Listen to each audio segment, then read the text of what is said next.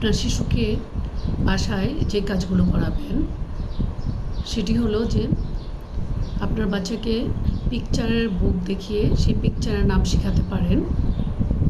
তাছাড়া আপনার বাচ্চাকে আপনি বাসায় বসে জয়েন্ট প্রেশারের কাজ করাতে পারেন, ডিপ প্রেশারের কাজ করাতে পারেন।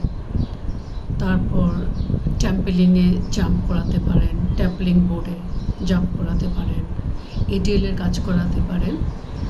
এডিএলটা হলো অ্যাক্টিভিটিস ডেইলি লিভিং, অর্থাৎ আপনি বাসায় যা দেখেন বা আপনার বাসার আশেপাশে যা আছে, যেমন টিভি, ফ্রিজ, ওভেন, এই জিনিসগুলোকে আপনি হয়তো বাসার এক পাশ থেকে শুরু করলেন, একটু যতটা সম্ভব পয়েন্ট করে বাচ্চাকে সেই অবজেক্টগুলোর নাম বলে দিতে পারেন।